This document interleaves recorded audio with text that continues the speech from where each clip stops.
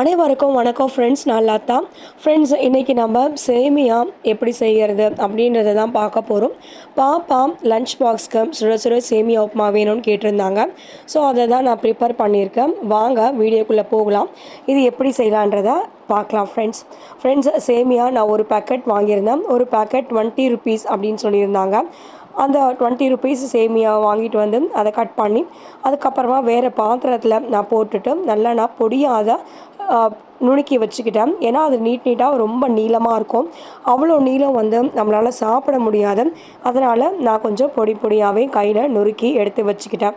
கொஞ்சம் அப்பளம் மாதிரி நுறுக்கினா எப்படி இருக்கும் அந்த மாதிரி. அதுக்கப்புறமா நான் வெங்காயம் 2 வெங்காயம் கட் பண்ணி வச்சுக்கிட்டேன். எனக்கு பச்சை மிளகா வேண்டாம், காரம் ஒத்துக்காது. அதனால் நான் காஞ்ச மிளகா, கடுகு, உளுத்தம் பருப்பும் எடுத்து பெருங்காயத்தூளும் எடுத்து வச்சுக்கிட்டேன். இப்போ நம்ம தாளிக்கலாம். எண்ணெய் விட்டு எண்ணெய் நல்லா காஞ்ச பிறகு கடுகு, உளுத்தம் பருப்பு, காஞ்ச மிளகா எல்லாத்தையும் போட்டு பொன்னிறமாக வர வரைக்கும் நல்லா வதக்குங்க. வதக்கிட்ட பிறகு இஞ்சி ஒரு துண்டு, அதுக்கப்புறமா வெங்காயத்தை போட்டு பொன்னிறமாக வர வரைக்கும் நல்லா வதக்கி விடுங்க.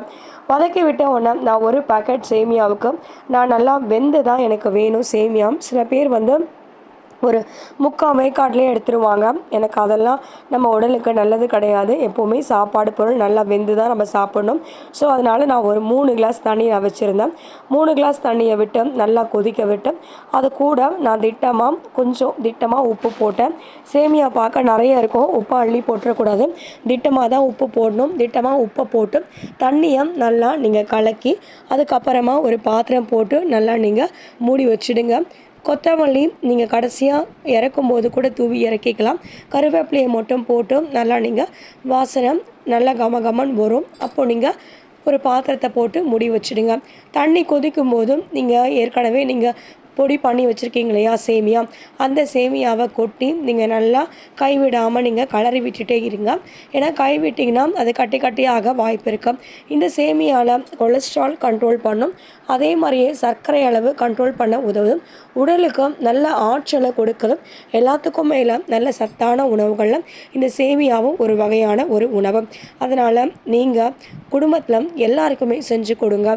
குழந்தைங்க நிச்சயமாக விருப்பமாக சாப்பிடுவாங்க. இந்த சேமியா நல்லா கொதி வந்து அந்த சேமியா வந்து முதல்ல குச்சியாக இருந்துச்சு வேகாமல். இப்போது நல்லா வேக ஆரம்பிச்சிருக்கு. கடைசியாக நீங்கள் இறக்கும் போதும் அது கூட கொஞ்சம் பெருங்காயத்தூளை போட்டு இறக்கிடுங்க ஃப்ரெண்ட்ஸ்.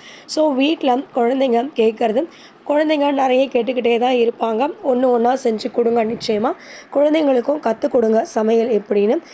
அவங்களுடைய வாழ்க்கையும் எதிர்காலத்திலும் சிறப்பாக இருக்கும். சமைக்கிறது அப்படின்றது நிச்சயமாக ஒரு பெரிய உன்னதமான நல்ல விஷயம். இந்த சமைக்கிறதன் மூலமாக கூட நீங்கள் ஒரு சிறு தொழிலை நீங்கள் ஏற்படுத்தி உங்களுடைய வருமானத்துக்கு நீங்கள் ஒரு வழியை ஏற்படுத்திக்க முடியும். பெண்களால் முடியாதது எதுவுமே கிடையாது.